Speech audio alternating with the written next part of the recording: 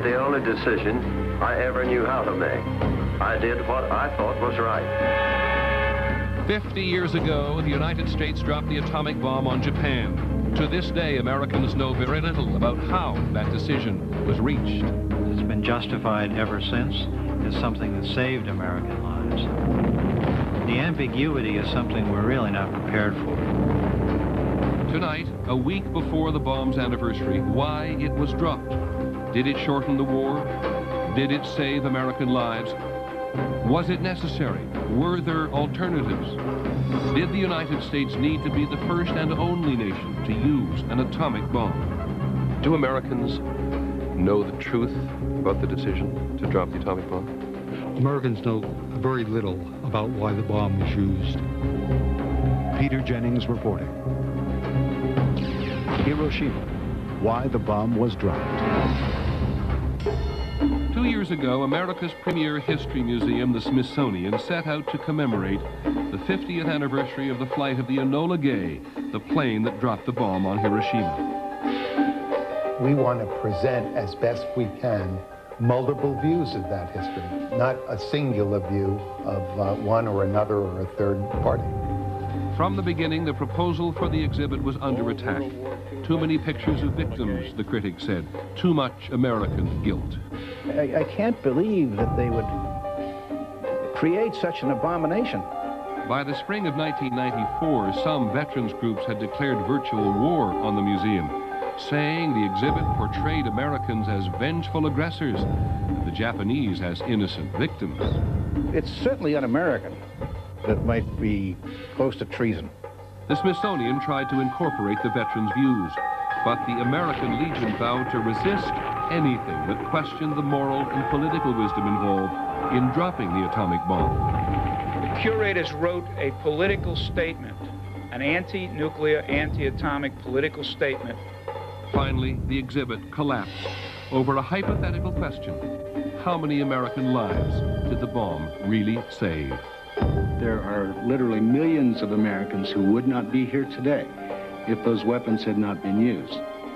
Many veterans insisted that by dropping the bomb, the U.S. avoided a ground invasion of the Japanese mainland. 1 million American lives, they argued, had been saved. But when the Smithsonian responded that such a claim had no historical basis, the vets went to Capitol Hill. 81 congressmen took up their cause. So after a bruising 2-year battle, the Smithsonian bent to the pressure and decided to present just the Enola Gay without commentary. There would be nothing on the decision to drop the bomb, and there would be no pictures of the victims. Good evening, I'm Peter Jennings. Tonight we're going to revisit the decision to drop the atomic bomb on Japan. We're going to go behind the scenes of the Truman administration 50 years ago, as America struggled to finally end the bloody war in the Pacific.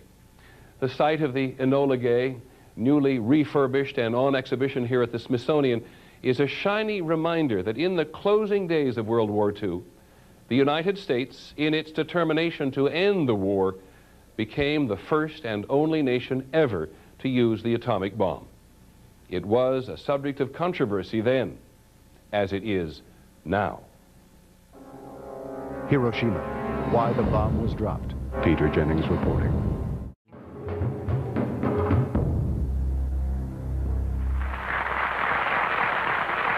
Ladies and gentlemen, the 33rd President of the United States, Harry S. Truman.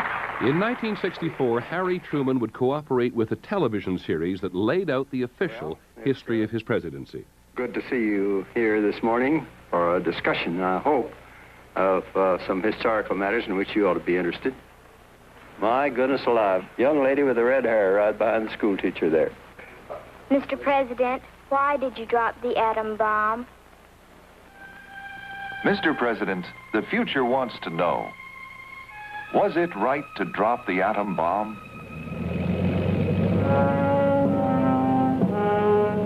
My chief purpose was to end the war in victory, with the least possible loss of American lives. I never had any qualms about using it as an instrument that finally ended the war in which we'd had 250 or 300,000 of our youngsters killed and 700,000 of them maimed. I made the only decision I ever knew how to make. I did what I thought was right. The official history of the atomic bomb was also reflected from movie screens. In fact, Hollywood's first attempt at an A-bomb blockbuster was not released until it had White House approval.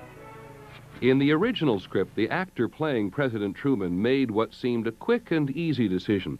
It was American boys or the bomb. But the president's advisors who previewed the film were concerned about his image. And the president himself wrote to the man who portrayed him.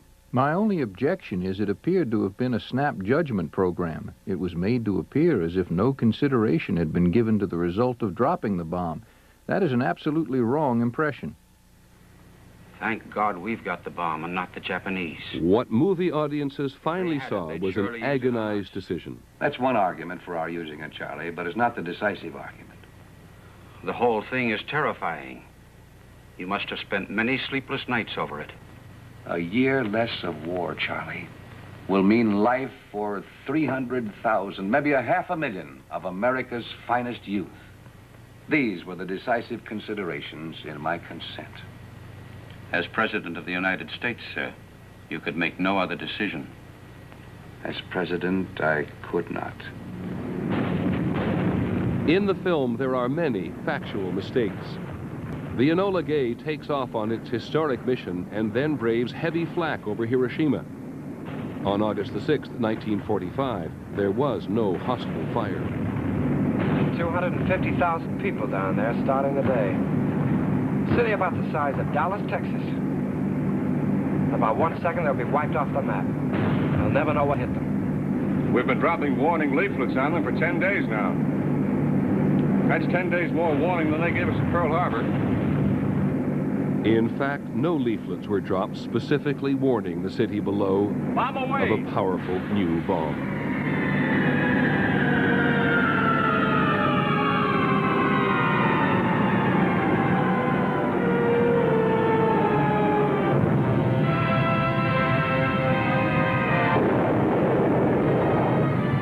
The film won the Academy Award for its special effects, and Hollywood had done its part to tell the official story, that the use of the bomb on enemy cities had been necessary and just.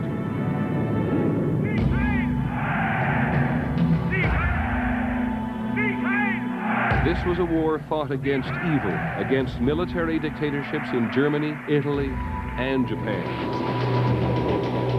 This was a war the United States did not seek, but after Pearl Harbor, fought with a unity of purpose it has not experienced since. No matter how long it may take us to overcome this premeditated invasion, the American people in their righteous might will win through to absolute victory.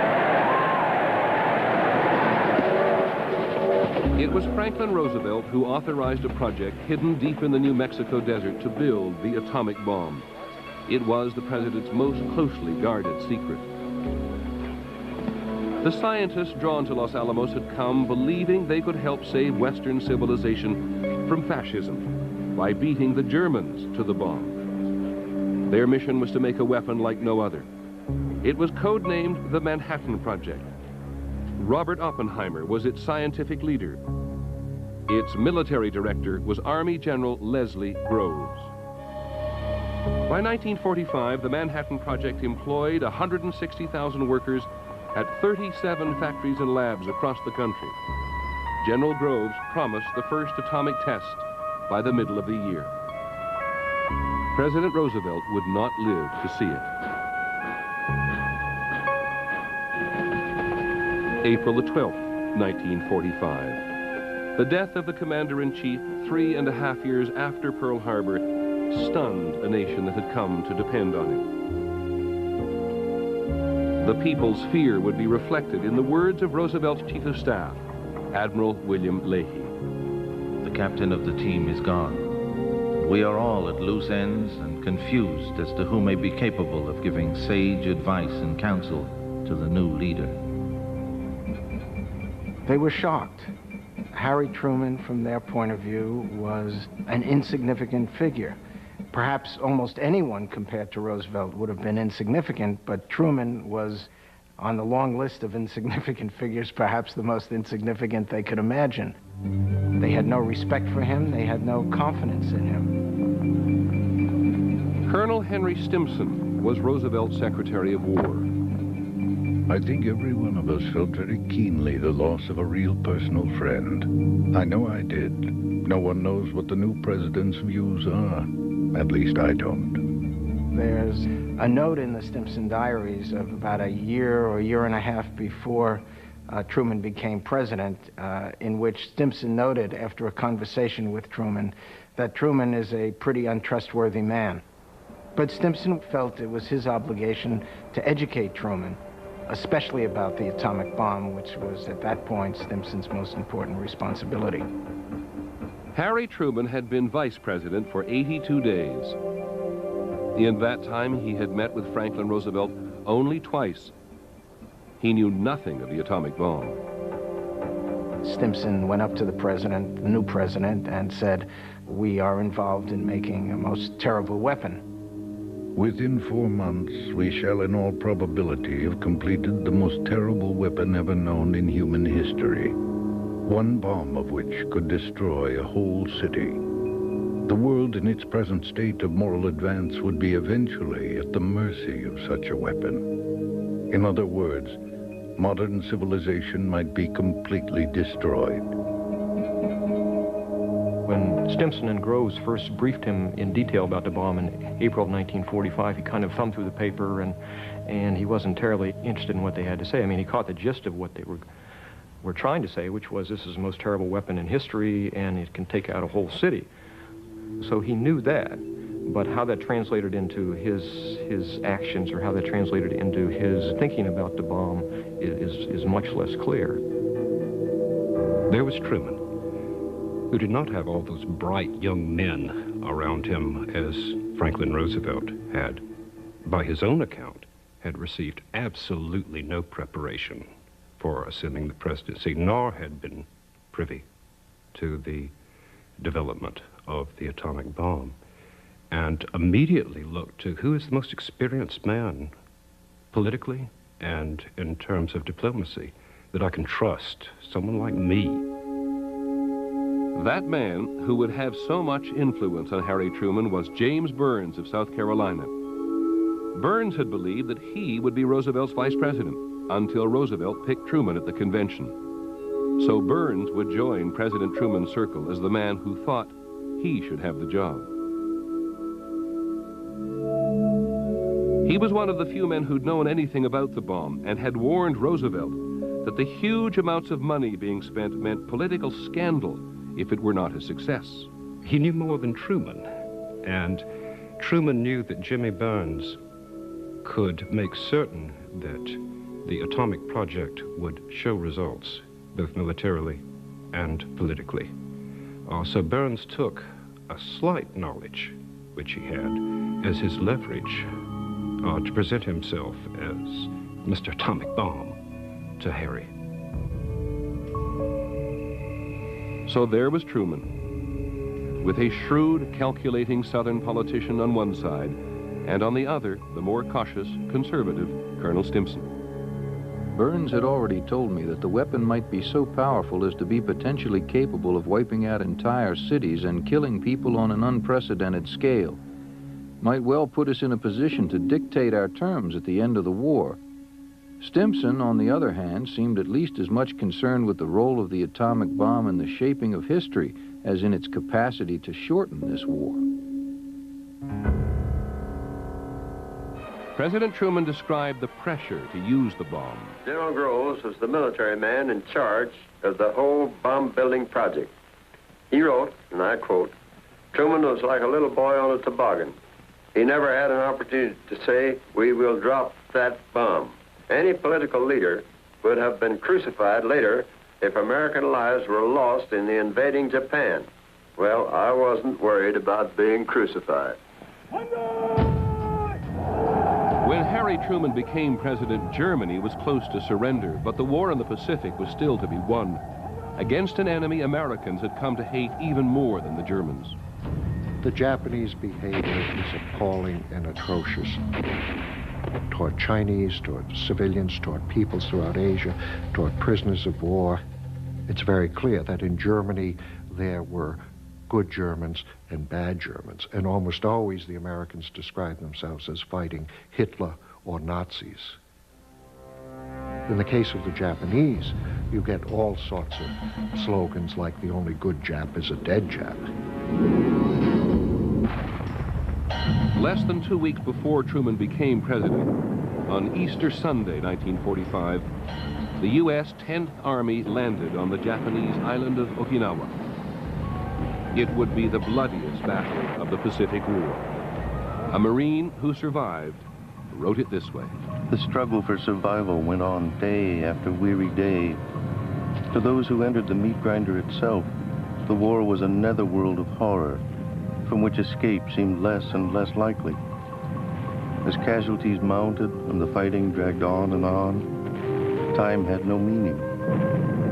Life had no meaning. Many people who argue that the atomic bomb was necessary remember Okinawa, an enemy hidden in caves who would not surrender even when faced with certain death. I didn't think twice whether civilians or soldiers were inside. Any remorse about human beings shot in there disappeared pretty quick, because this was survival. I wanted to live. I wanted to go home. But the story on Okinawa was not the story of the whole war. In the summer of 1945, what sort of shape was Japan in militarily? Japan militarily was in tatters. The Air Force had been virtually destroyed. The Navy had been shattered. The Army had been repatriated for the last homeland defense. Japan was clearly near defeat. The question is, was Japan near surrender? Surrender was the question. It would turn on the U.S. demand that surrender be total. Total with no conditions. And the Japanese fear that the imperial throne would not be allowed to survive. The emperor to them was like a god, and they worshipped him. So in a sense, he personified their nation. And until he gave a signal that it was all right to surrender, they were ready to fight to the death. Japan's own policy, led by the military forces and supported by the Emperor of Japan, was to show the Americans how terribly costly it would be if they tried to push the war to an invasion or to unconditional surrender. The last year of the war was the killing year, and neither side can seem to break out of this before a final cataclysmic end.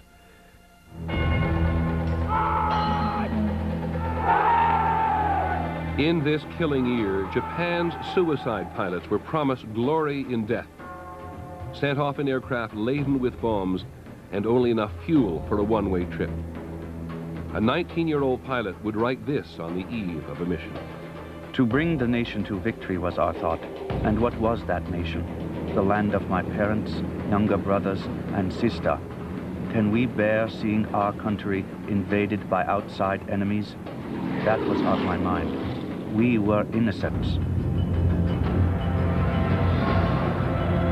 The Japanese kamikaze missions would strike a chord of terror in the American psyche and convince American troops that the enemy would fight to the bitter end.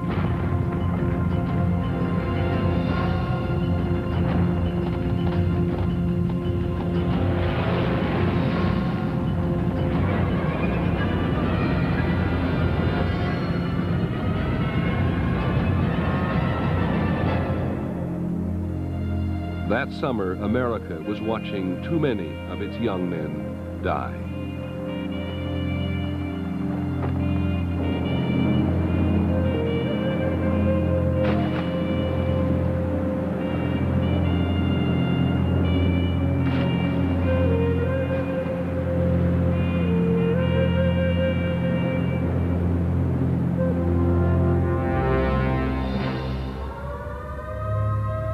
In this killing year, the United States would play its part as well.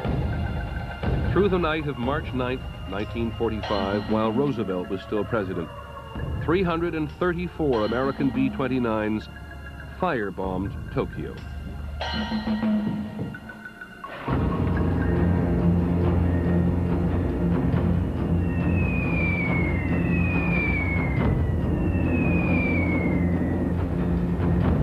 Almost 17 square miles were destroyed. 80,000 Japanese were killed. The Air Force general in charge of the firebombing, General Curtis LeMay, said the United States had finally stopped swatting at flies and gone after the manure pile. They've gotten gradually used to a war where the normal limits on killing non-combatants has been overridden by many sides in the war. The Japanese use of gas warfare in China. Think of the number of civilians who die in Russia because of the German invasion. Think of the people in the concentration camps who are dying, all non-combatants. The war for total victory had become total war. So that moral threshold of killing civilians deliberately in mass terror bombing has already been crossed in the Roosevelt administration. That's not something that Harry Truman is going to roll back or to rescind. Neither would President Truman interfere with the atomic bomb program Roosevelt had set in motion. Scientists on the Manhattan Project raced to develop not just one bomb, but two. The simpler would use a rare form of uranium. The more complicated would use plutonium. Either, they knew, would be a terrible force. The man in charge, General Leslie Groves, thought it his duty to make sure the terrible force was used. He had a blank check to do what it took to get the bomb ready. Then, the assumption was it would be dropped. The thing that's peculiar about the bomb was there was no procedure for deciding, except that ultimately the president would have to say yes or no to something, but who would be involved in whatever was sort of made up as it went along. As he relentlessly pushed the scientists, General Groves also pushed to appoint a target committee of military officers to choose the places the bomb should be dropped. It was not their job to decide whether the bomb should be used, only where and how. And Groves' concern is to preserve some targets untouched in Japan, some cities untouched, so that he could demonstrate precisely the impact of the bomb on a city. Their problem wasn't picking targets, it was the fear they would run out of them. It's really perverse, but they had to put 4 cities off limits from conventional bombing in order to be able to drop an A-bomb on them and see what would happen. The official history has always taught that the atomic bombs were directed at military targets. But this was General Groves' first choice. Kyoto, Japan's ancient and sacred capital. Surrounded by mountains, Kyoto had the perfect terrain to concentrate the bomb's impact. And as the target committee minutes make clear, Kyoto was not listed for military reasons. It was agreed that psychological factors in target selection were of great importance. 2 aspects of this are, 1, obtaining the greatest psychological effect against Japan, and 2, making the initial use sufficiently spectacular for the importance of the weapon to be internationally recognized when publicity is released. In this respect, Kyoto has the advantage of the people being more highly intelligent, and hence better able to appreciate the significance of the weapon. When you actually look at the target choices, the aim points are never military installations. They are in fact the center of the geographic center points of cities. Yes, in every city there are some things that are militarily related. There are factories or whatever. But the target is the city, and the aim point is the center of the city. At these highest levels of decision-making, did anybody ever object to the targeting of civilians? Basically, only one person objected directly before Hiroshima, and that was ironically General George C. Marshall, the Army Chief of Staff, who on May 29, 1945, with Stimson, argued that if America had dropped the bomb on a city, the opprobrium, or the blame cast upon the United States, might last and destroy the American image. Marshall never raised the issue again, so far as we know, during World War II, and after World War II, never admitted that he'd raised the question. It was the Target Committee that also put Hiroshima on the list. Hiroshima is the largest untouched target not on the 21st Bomber Command priority list. Consideration should be given to this city. Hiroshima, a coastal city on the southern tip of Japan's main island. There was an army headquarters here, home to 43,000 soldiers. The city itself had a population of almost 300,000. The army base was not the center of the target. Ground Zero was the center of the city. By 1944, a special unit was practicing bomb drops from a remote secret airbase near Wendover, Utah. President Truman described it in his television history. To get ready for the delivery of the bomb, the 509th Composite Group of the 20th Air Force had been practicing for over a year in an isolated desert of Wendover Field. But they didn't know what they were training for. They were making visual, not instrumental drops, and they were practicing to drop only one bomb, which to them was funnier still. The secret development of a terrible weapon during a war fought for total victory had created a powerful impulse to use it. Only the scientists seemed to understand it would change the world forever. On the eve of its success, some of them felt increasingly trapped between their ominous invention and the political leaders who would determine its use. They wanted to, if you will, play fair with the Japanese and warn them, not kill civilians, if the weapon itself would scare them into surrender. I think more importantly, they wanted to keep from surprising the Russians. They felt that the more of a surprise it was, the more damage it did, the more awesome the weapon appeared to be, the more likely it was to lead to a nuclear arms race. It would, by the nature of its effectiveness, drive the Soviets to get it as quickly as possible. The most outspoken of the scientists was Leo Szilard, a Hungarian emigre who, along with Albert Einstein, had written the letter that convinced Roosevelt to build the bomb in the first place. In 1945, Szilard was again looking to the future. He set out on a mission to save civilization, not from the Nazis this time, but from the bomb. He was determined to meet the president. He and two colleagues were told instead to travel to Spartanburg, South Carolina to meet Mr. Atomic Bomb, James Burns. They had no idea who he was. This would be virtually the only meeting in the spring of 1945 where someone argued against dropping the bomb. And they sat down with Burns to try to tell him about the need to have international control of this weapon, to tell the Russians ahead of time so they're not surprised, not scared. And he was talking to just the wrong man. Burns had seen the advances the Russians were making in Europe, and he wanted to impress the Russians with Americans' firmness and with the fact that this was going to be a shared peace. And so to him, the bomb was just the thing he was waiting for. I was completely flabbergasted at the assumption that rattling the bomb might make Russia more manageable.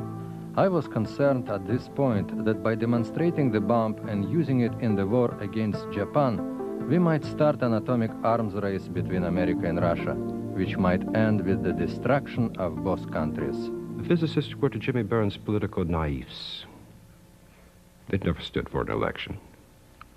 They would never have to face the mother of the textile worker who had been killed at Okinawa, and did not think in terms as Burns thought, which Burns thought almost exclusively in political terms. Now one could ask, what point did politics have in this meeting? And I think that Burns would have replied, everything. Burns went on to dominate the debate within the federal government, and having met with somebody like Szilard, he decided, in fact, that his views were true. He could dismiss these people as being crackpots, as being somehow preoccupied with something that didn't matter.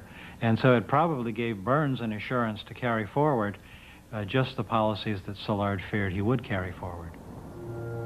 I was rarely as depressed as when we left Burns' house and walked toward the station.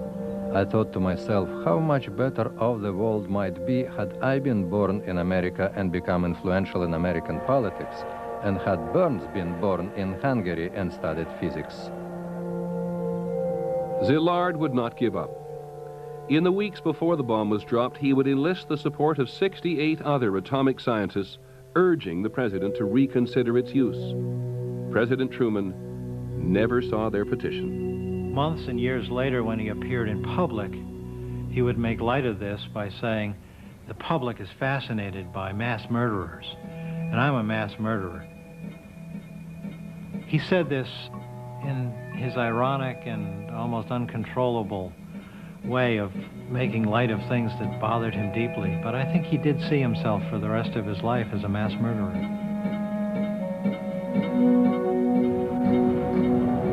2 days after Szilard left Spartanburg, James Burns returned to Washington, where he had been made a member of a secret committee appointed by War Secretary Stimson. The committee included the inner circle of government and establishment leaders who had recommended the bomb to Roosevelt. Truman, even before Burns surfaced as his Secretary of State, secretly made Burns his personal representative to this top secret committee, advisory committee called the Interim Committee. It's a powerful indication of Truman's delegation of these kinds of crucial responsibilities to Burns. James Burns, whom the president had decided to name his Secretary of State, would become a potent force. Meeting in the Pentagon on the 31st of May, the committee's official agenda was nuclear policy after the war. Colonel Stimson went into the meeting worried about how the Russians would react to the bomb. Army Chief General Marshall suggested Russian scientists be invited to the first test. Burns cut them off. The Russians would not be let in on the atomic secret. Stimson backed down. I think a younger Stimson might have pushed a lot harder. But remember, what you have here is a jockeying for a relationship with the president. It will not be the last time that President Truman bends to the will of James Burns.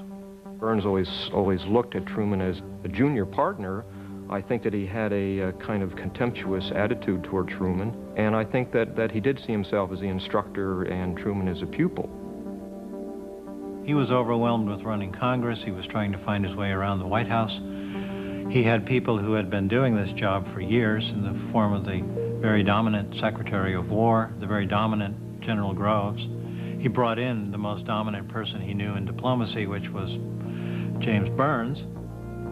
So he was really letting these people run the show.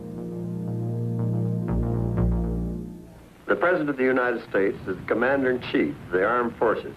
The Chiefs of Staff had to make the plan for the invasion of Japan without considering the atomic bomb.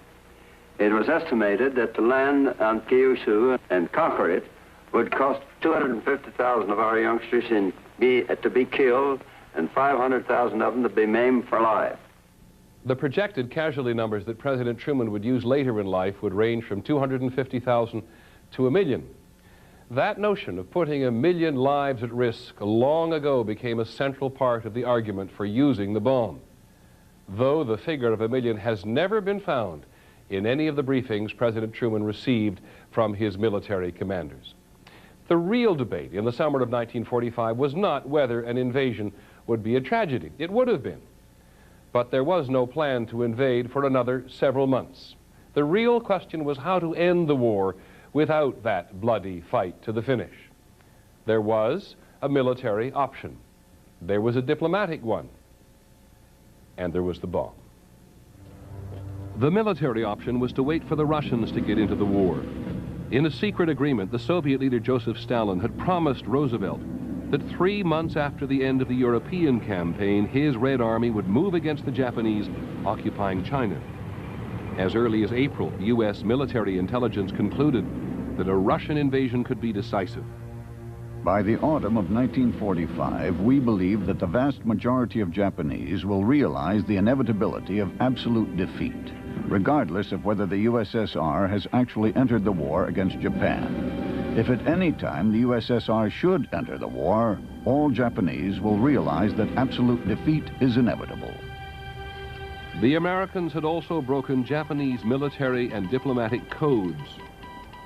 Reading the secret diplomatic intercepts known as magic, the United States knew that Japan itself understood what Russia's entry into the war would mean to them. In the spring of 1945, the Japanese foreign minister cabled his ambassador in Moscow. It is a matter of utmost urgency that we should not only prevent Russia from entering the war, but should also induce her to adopt a favorable attitude toward Japan. The Japanese ambassador in Moscow cabled back to Tokyo that there was not much reason to be encouraged. It is hard to say whether the present eastward movement of troops is being carried out for the purpose of bringing pressure against Japan.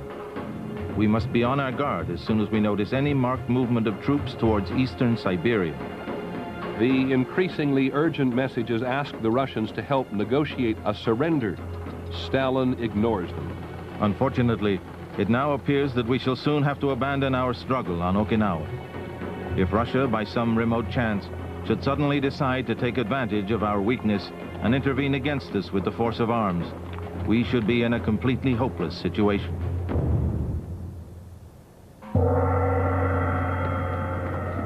"75,000 Japanese had died on Okinawa. 13,000 Americans had been killed. As the Japanese war widows were presented with the ashes of their husbands, in Washington there were some people looking for a political way to end the war. There were three things that were known in the government in Washington that were not known before the first bomb was dropped to the Japanese. One was the bomb itself. One was that the Russians are coming. And the third was that under terms and conditions to be agreed, the Japanese could keep the emperor. That was the political option. Let the Japanese keep their emperor. And President Truman knew that everyone in the bitterly divided Japanese government would insist on it. Policymakers who were advising Truman, those who were closest to Truman and for whom he had a great deal of respect, were saying, look, Mr. President, one way we can end the war as rapidly as possible is to modify our demand for unconditional surrender. Our intelligence people, to a man, said, look, if you harm the god, they will fight forever. You must tell them that you're not going to do that. Say that he can be like the King of England. We won't harm him, he won't have any power, but in some way make it very clear that that will not be the case, that he will not be harmed. Lost in today's debate is the fact that military men were among the key voices urging a change in surrender terms. Admiral William Leahy, the senior military man in the White House who called the bomb that fool thing, argued there were military reasons for a negotiated peace. Admiral Leahy said that he could not agree with those who said to him that unless we obtain the unconditional surrender of the Japanese, that we will have lost the war. What he did fear was that our insistence on unconditional surrender would result only in making the Japanese desperate and thereby increasing our casualty lists. There were alternatives, and Truman and Stimson and Burns and the others were fully conscious of those alternatives. One was to wait for the Soviets to come into the war. One was to modify unconditional surrender. Another alternative was to use the atomic bomb. The bomb had its strong advocates, many of the members of the secret interim committee. The official history points to these men as the ones who carefully considered whether the bomb was necessary. But the evidence shows that the central question of using the bomb was raised only by accident. When this committee breaks for lunch, there's a discussion at one of the tables about alternatives to using the bomb directly on a city. Now, this discussion takes place because the decision is simply accepted that that's what's going to happen, and there are a few of the committee members, including some of the scientists, saying, gee, do we really have to do it that way? Is it possible to do it some other way?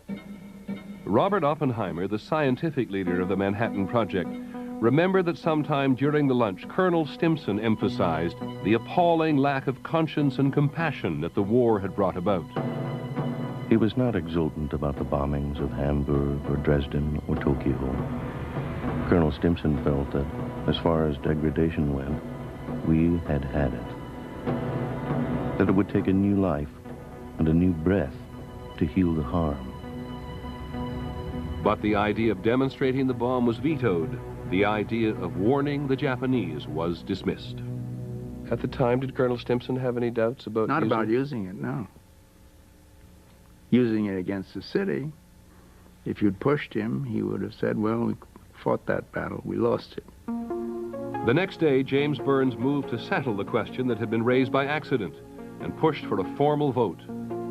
The present view of the committee was that the bomb should be used against Japan as soon as possible, that it should be used on a war plant surrounded by workers' homes, and that it should be used without prior warning. It's one of the myths that's persisted since the war, isn't it, that the atomic bomb was dropped on a military target. In fact, well, it was not a myth. It's a military target.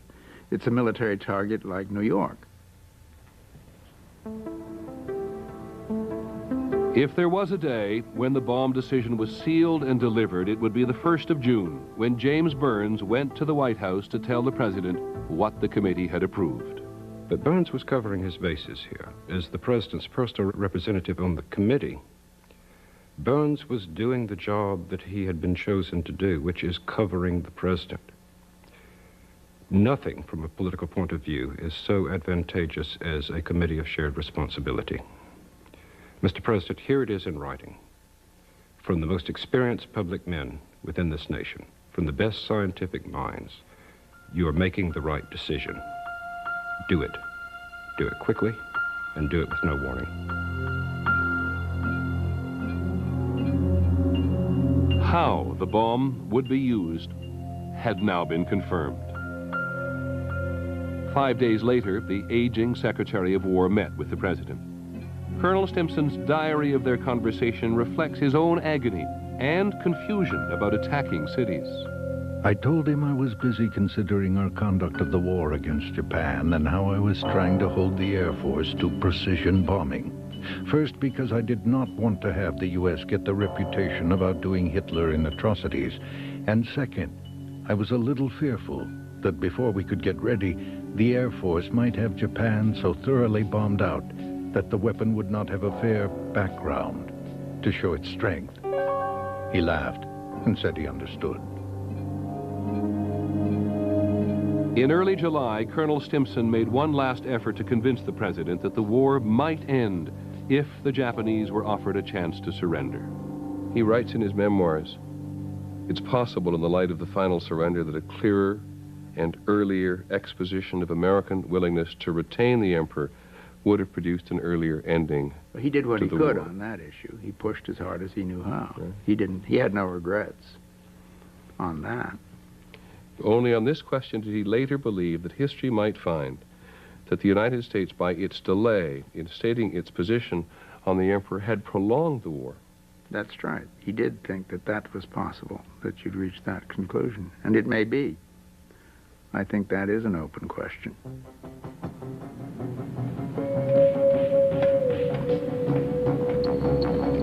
On the 6th of July, the president set sail aboard the USS Augusta on his way to a summit meeting in Berlin with Joseph Stalin and British Prime Minister Winston Churchill. American troops had just fought to a very bloody victory on Okinawa.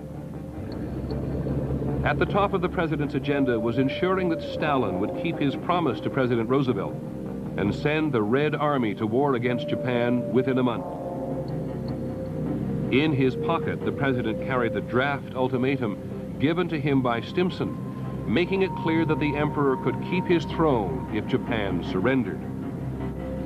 But at his side was his newly sworn-in Secretary of State, and James Burns argued that the president would be crucified politically if he made a deal with with the Japanese.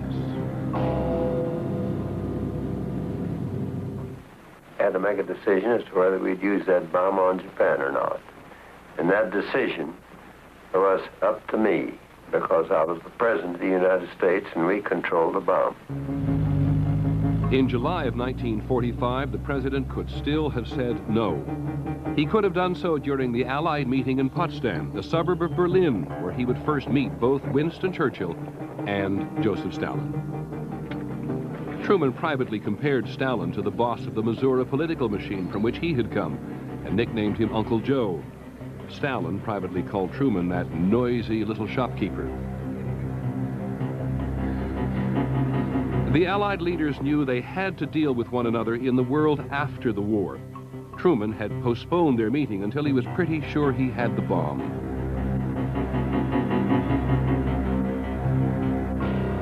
In the New Mexico desert, the gadget, as the device to be tested was called, had been moved to ground zero.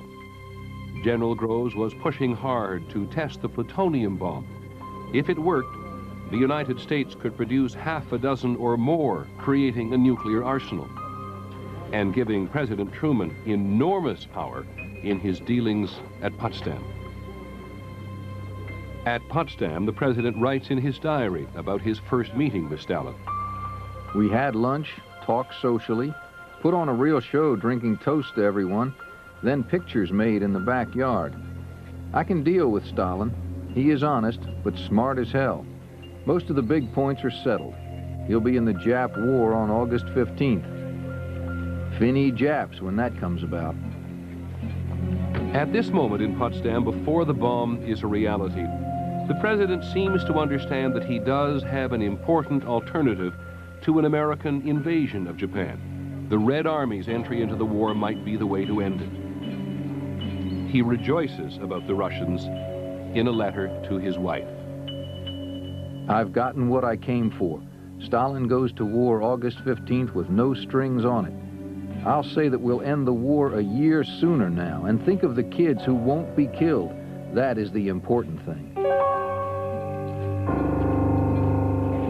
At the New Mexico test range on the night of July the 15th, the men of the Manhattan Project would not get much sleep.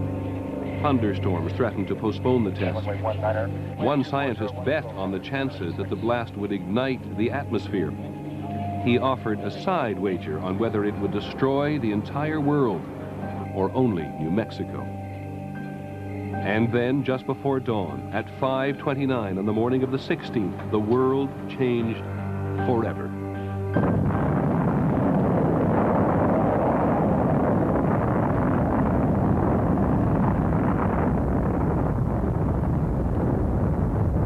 New Mexico sent a coded cable to Potsdam.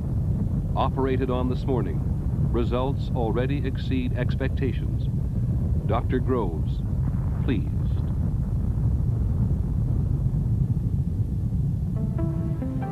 For President Truman at Potsdam, this was newfound power. James Burns called it the gun behind the door. There was now no longer a need for politically damaging concessions to the Japanese. And overnight, no more need for Stalin and his Red Army. Stalin doesn't know it, but I have an ace in the hole and another one showing. So unless he has 3 or 2 pair, and I know he does not, we are sitting all right. James Burns went to work immediately on the draft ultimatum to the Japanese. He took out warnings about the Russians and the bomb, and he erased the crucial language suggesting the possibility that Japan might keep its emperor. One gets a sense from these actions, interventions by Burns, and the acquiescence in it by Truman, that they are of a mind, agree, that as Burns put it at one point, as recorded in his aide's diary, that the point is to get the war over as soon as possible so that the Russians, the Soviet Union, don't get in so much on the kill of Japan. President Truman's diary raises the question of just how much he understood at the time. This weapon is to be used against Japan between now and August 10th. I have told the Secretary of War, Mr. Stimson, to use it so that military objectives and soldiers and sailors are the target, and not women and children. In fact, the target committee had made the decision to drop the bomb in the center of a city. Again, the president. Even if the Japs are savages, ruthless, merciless, and fanatic, we will issue a warning statement asking the Japs to surrender and save lives. I'm sure they will not do that, but we will have given them the chance. In fact, there would be no explicit warning about the bomb to the Japanese, and the Potsdam ultimatum would be issued the day after the military order to drop the bomb. This is one time in which I think Truman really needed an option paper and needed to call in his advisors who were knowledgeable about what the situation was in a war, what the situation was in Japan, and what the options were, including the atomic bomb, and kind of say, okay guys, you know, what should we do here? Here are the options. We can do this or we cannot do this, but let's talk about this and weigh the options and to look beyond and see what's going to happen or what we think might happen as a result of using different options.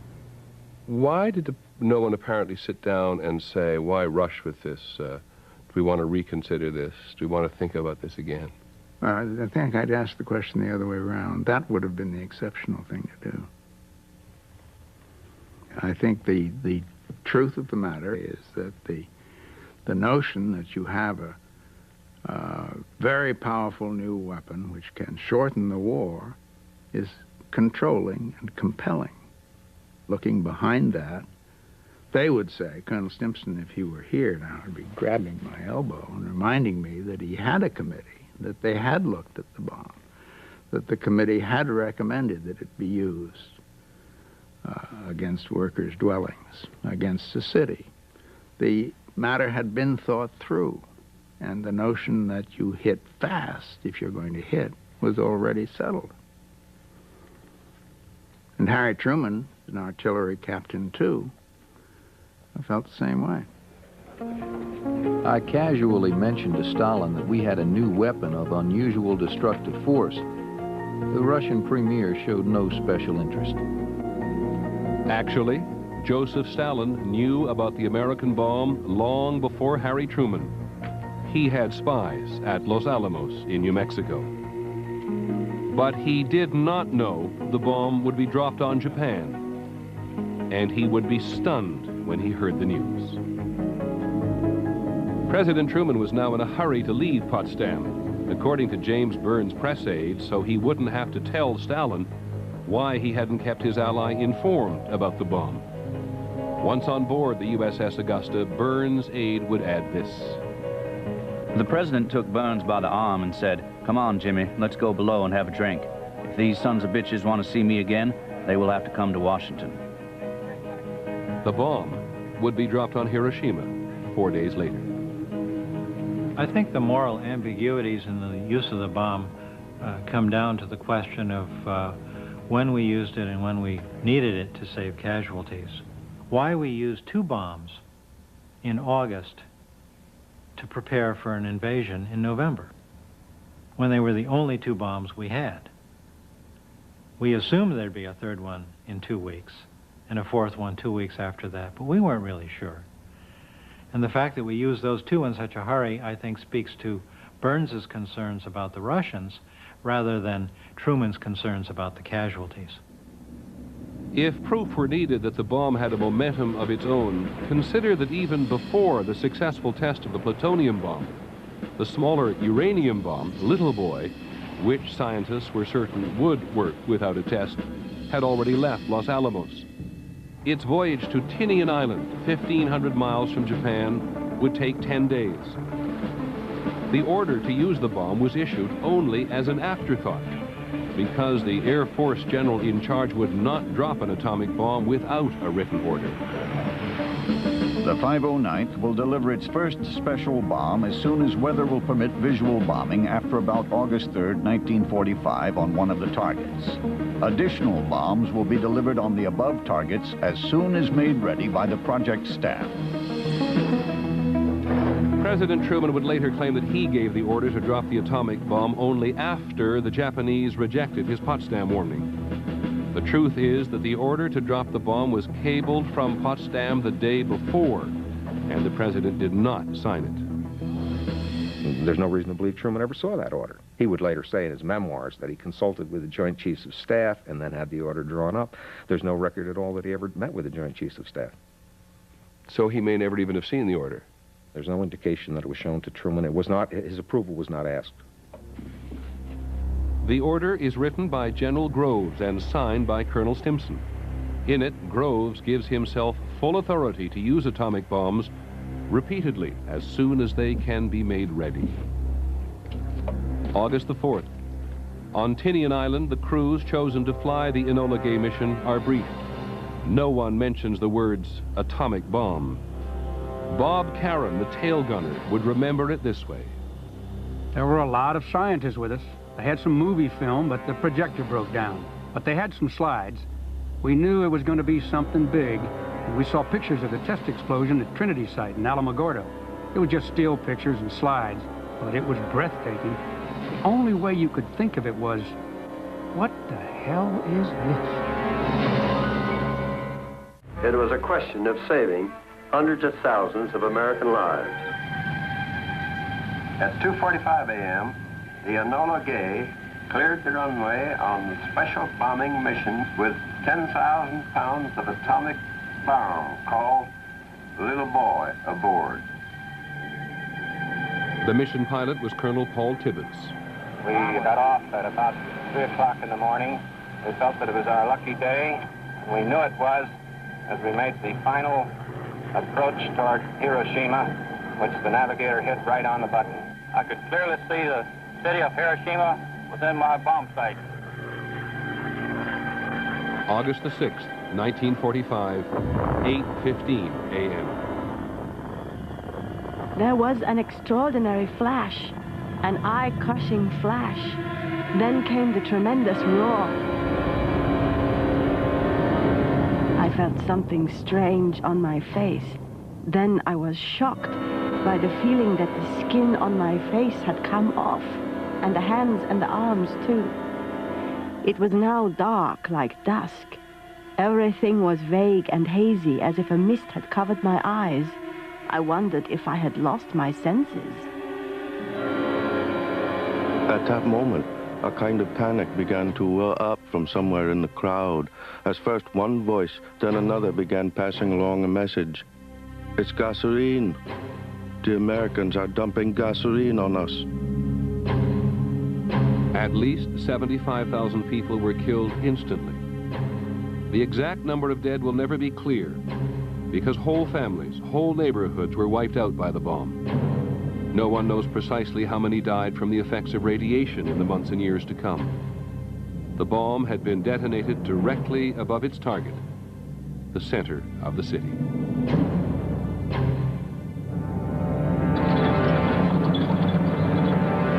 Two days later, more than 1.5 million Red Army troops attacked the Japanese forces in China.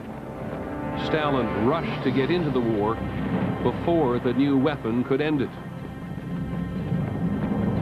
The Japanese were no match for the Red Army. On Tinian, the plutonium bomb, Fat Man, was being made ready. The second atomic bombing had been scheduled for the 11th of August.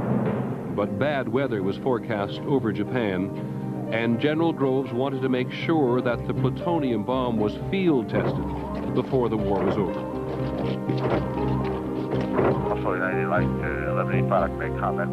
In Tokyo, the shock that Russia had entered the war forced military hardliners to begin talking surrender. They were still arguing on the morning of August the 9th. At 11:02 a.m., the second atomic bomb was dropped on Nagasaki.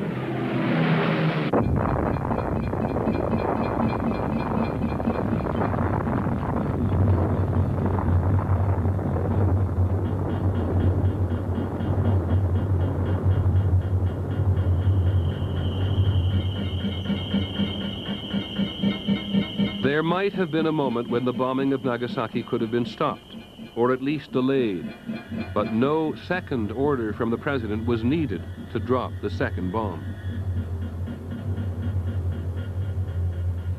The first one had been dropped. The second one had been dropped. We knew we'd have another one in a couple of weeks. And before he heard the response of the Japanese about their surrender, he said, "Don't use that third bomb. I don't want to kill any more women and children." In that sense, Truman finally confronted the reality of the bomb.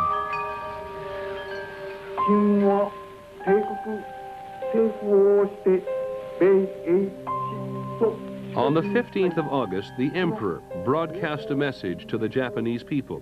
They had never before heard his voice. He tells them Japan will surrender. I deem this reply a full acceptance of the Potsdam Declaration, which specifies the unconditional surrender of Japan. In the reply, there is no qualification. In the end, President Truman did accept a conditional surrender. He just called it unconditional. Emperor Hirohito would remain ceremonial head of the Japanese nation until his death 44 years later. Finally, the war was over. Americans had fought and won a truly heroic victory. The story most of us know ends there. A few months after the war, in a public opinion poll, almost 80% of the people endorsed dropping the bomb on Japanese cities. America had a nuclear monopoly. And even as new bombs were tested, debate over their use was limited. It would take a year after the war ended for the debate to sharpen. And then only when the entire issue of the New Yorker magazine was devoted to a report by John Hersey entitled simply, Hiroshima. The article stunned Americans who'd known little about the bomb. It was broadcast nationwide on ABC radio. He met hundreds and hundreds who were fleeing, and every one of them seemed to be hurt in some way. The eyebrows of some were burned off, and skin hung from their faces and hands. Some were vomiting as they walked. Many were naked or in shreds of clothing. Many, although injured themselves, supported relatives who were worse off. Almost all had their heads bowed, looked straight ahead, were silent, and showed no expression whatever. Hersey's words drew pictures of the bomb's victims that Americans still could not see. Films and photographs had been confiscated by the U.S. occupation forces.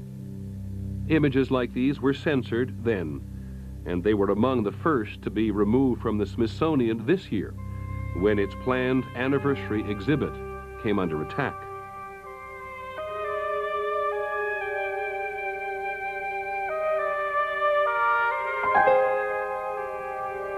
In 1946, facing a rising tide of questions and criticism, the atomic decision makers would feel obliged to rewrite history. The president himself wrote to his ailing former Secretary of War. There has been a great deal of conversation about how the conclusion was reached to drop the bomb, and there has been some indication that the decision was arrived at hurriedly and without consideration. I think you know the facts of the situation better than anybody, and I would like for you to straighten out the record on it. And so Colonel Stimson was recruited to lend his name and reputation to an article putting forth the official view of why the bomb was dropped. The article claimed the atomic decision was, quote, carefully considered, and offered little hint that Colonel Stimson, at least, was haunted by the civilian deaths. That article appeared in the February 1947 issue of Harper's Magazine, and was arguably the most significant magazine article to appear during the history of the Cold War, because it took what had been a growing debate over the decision to use the bomb on Japan and really cut it short. The most enduring single fiction to grow out of the Harper's article was the notion most of us have long believed, that 1 million American lives were saved by the bomb. There is no documentary evidence as to where the number came from. McGeorge Bundy, at 26, was the ghostwriter for the article that appeared in Colonel Stimson's name.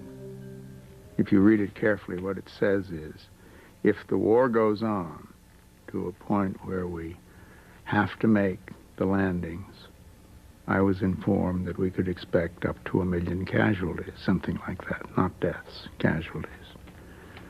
So that's nothing but his picture of the worst that could happen if we can't get this war ended. It's not a claim that there would have been 1 million casualties. In 1952, in a letter which became part of the official Air Force history of the war, President Truman revised his estimates of American casualties upward until they too matched the 1 million first cited in the Harper's article. The casualty figures have always been a big part of the debate. So I think it's important to get the casualty figures right to begin with, but also to recognize that I think Truman would have used a bomb if it had been far fewer casualties than he later said it would have cost, but even far fewer than what his advisors were saying in the summer of 1945. I think if somebody said to Truman, Mr. President, you have a choice between dropping the bomb and saving, say, 1,000 American lives, that Truman said, do it, drop the bomb. I mean, I'm not sure at what number Truman would have said, well, wait, let's stop and think about this now. But my guess is that it would have been a fairly small number. The generation that fought World War II sees the war as having two bookends, Pearl Harbor and Hiroshima. The viciousness of Pearl Harbor is all but satisfied by the viciousness for Hiroshima. The ambiguity is something we're really not prepared for. We've all lived in the shadow of the mushroom cloud. We've all prepared through civil defense for some kind of a Holocaust that luckily never occurred. So we know how awful this thing can be. But I think we've never confronted the fact that we alone and without a clear justification militarily decided to use this thing as quickly as we could on inhabited cities.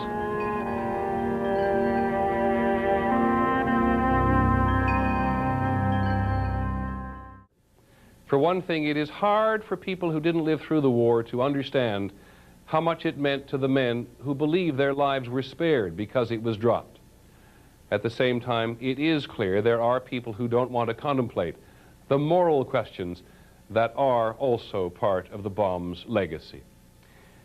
It's unfortunate, we think, that some veterans organizations and some politicians felt the need to bully our most important national museum, so the whole story of Hiroshima is not represented here.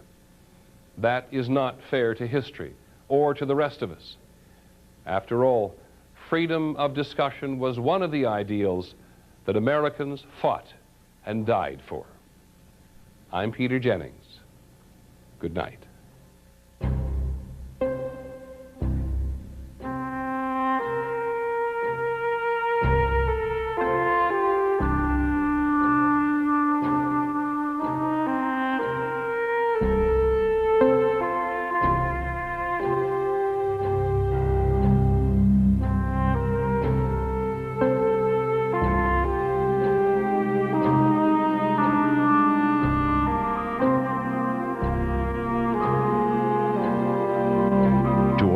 Cassette of Peter Jennings reporting. Call 1-800-913-3434. The price is $29.95 plus $4 shipping and handling. For a transcript, call 1-800-ALL-NEWS.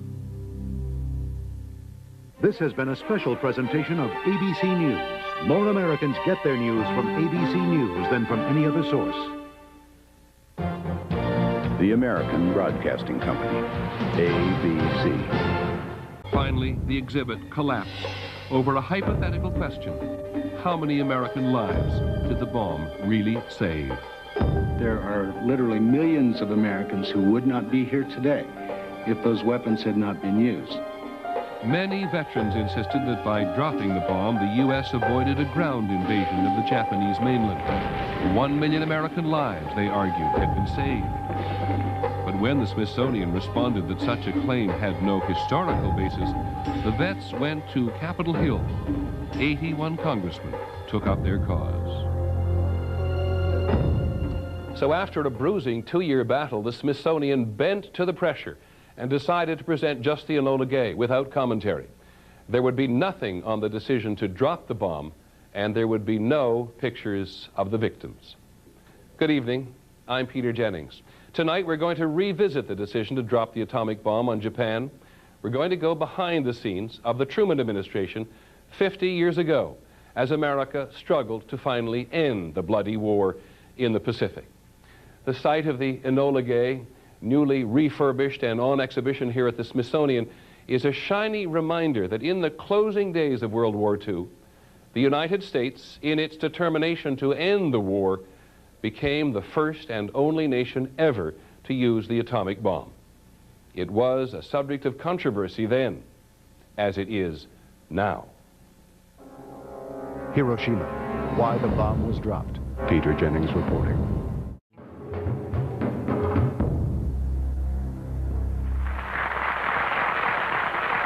Ladies and gentlemen, the 33rd President of the United States, Harry S. Truman.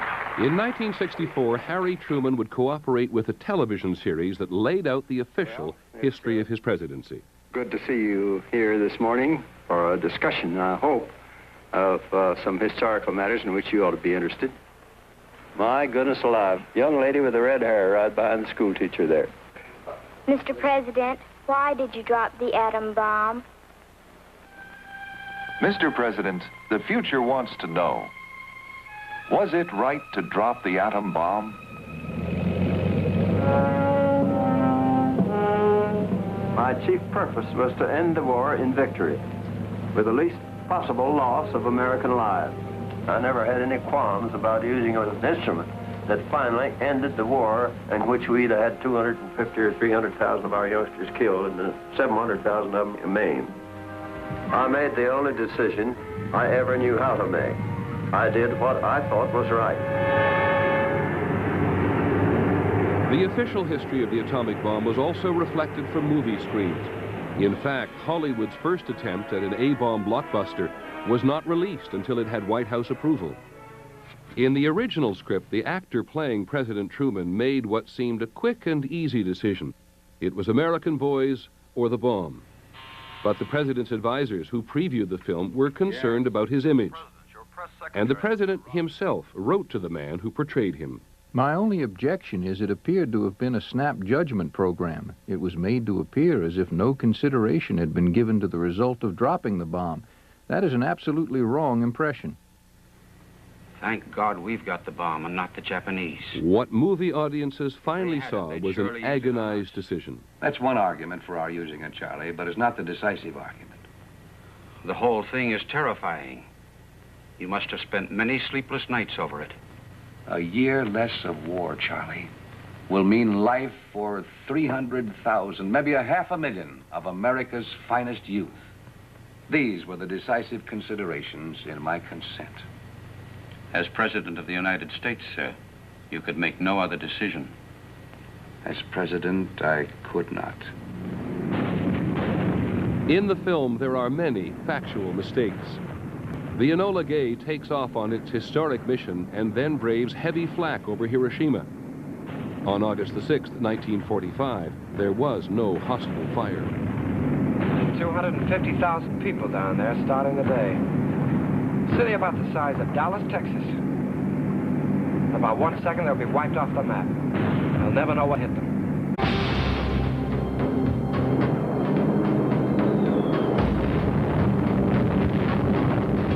I made the only decision I ever knew how to make. I did what I thought was right. 50 years ago, the United States dropped the atomic bomb on Japan. To this day, Americans know very little about how that decision was reached. It's been justified ever since as something that saved American lives. The ambiguity is something we're really not prepared for. Tonight, a week before the bomb's anniversary, why it was dropped. Did it shorten the war? Did it save American lives? Was it necessary? Were there alternatives? Did the United States need to be the first and only nation to use an atomic bomb? Do Americans know the truth about the decision to drop the atomic bomb? Americans know very little about why the bomb was used. Peter Jennings reporting. Hiroshima, why the bomb was dropped. 2 years ago, America's premier history museum, the Smithsonian, set out to commemorate the 50th anniversary of the flight of the Enola Gay, the plane that dropped the bomb on Hiroshima. We want to present as best we can multiple views of that history, not a singular view of one or another or a third party. From the beginning, the proposal for the exhibit was under attack. Too many pictures of victims, the critics said. Too much American guilt. I can't believe that they would create such an abomination. By the spring of 1994, some veterans groups had declared virtual war on the museum, saying the exhibit portrayed Americans as vengeful aggressors and the Japanese as innocent victims. It's certainly un-American. That might be close to treason. The Smithsonian tried to incorporate the veterans' views, but the American Legion vowed to resist anything that questioned the moral and political wisdom involved in dropping the atomic bomb. The curators wrote a political statement, an anti-nuclear, anti-atomic political statement. We've been dropping warning leaflets on them for 10 days now. That's 10 days more warning than they gave us at Pearl Harbor. In fact, no leaflets were dropped specifically warning the city below of a powerful new bomb.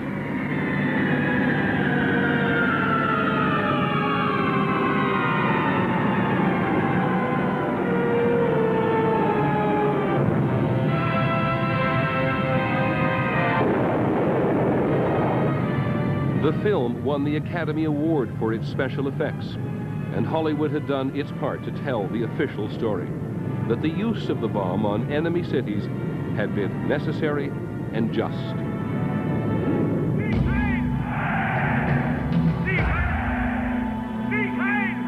This was a war fought against evil, against military dictatorships in Germany, Italy, and Japan. This was a war the United States did not seek, but after Pearl Harbor, fought with a unity of purpose it has not experienced since. No matter how long it may take us to overcome this premeditated invasion, the American people in their righteous might will win through to absolute victory. It was Franklin Roosevelt who authorized a project hidden deep in the New Mexico desert to build the atomic bomb. It was the president's most closely guarded secret. The scientists drawn to Los Alamos had come believing they could help save Western civilization from fascism by beating the Germans to the bomb. Their mission was to make a weapon like no other. It was codenamed the Manhattan Project. Robert Oppenheimer was its scientific leader. Its military director was Army General Leslie Groves. By 1945, the Manhattan Project employed 160,000 workers at 37 factories and labs across the country. General Groves promised the first atomic test by the middle of the year. President Roosevelt would not live to see it. April the 12th, 1945. The death of the commander-in-chief 3.5 years after Pearl Harbor stunned a nation that had come to depend on it. The people's fear would be reflected in the words of Roosevelt's chief of staff, Admiral William Leahy. The captain of the team is gone. We are all at loose ends and confused as to who may be capable of giving sage advice and counsel to the new leader. They were shocked. Harry Truman, from their point of view, was an insignificant figure. Perhaps almost anyone compared to Roosevelt would have been insignificant, but Truman was on the long list of insignificant figures, perhaps the most insignificant they could imagine. They had no respect for him. They had no confidence in him. Colonel Henry Stimson was Roosevelt's Secretary of War. I think every one of us felt very keenly the loss of a real personal friend. I know I did. No one knows what the new president's views are. At least I don't. There's a note in the Stimson diaries of about a year or year and a half before Truman became president, in which Stimson noted, after a conversation with Truman, that Truman is a pretty untrustworthy man. But Stimson felt it was his obligation to educate Truman, especially about the atomic bomb, which was, at that point, Stimson's most important responsibility. Harry Truman had been vice president for 82 days. In that time, he had met with Franklin Roosevelt only twice. He knew nothing of the atomic bomb. Stimson went up to the president, the new president, and said, "We are involved in making a most terrible weapon." Within 4 months, we shall in all probability have completed the most terrible weapon ever known in human history. One bomb of which could destroy a whole city. The world in its present state of moral advance would be eventually at the mercy of such a weapon. In other words, modern civilization might be completely destroyed.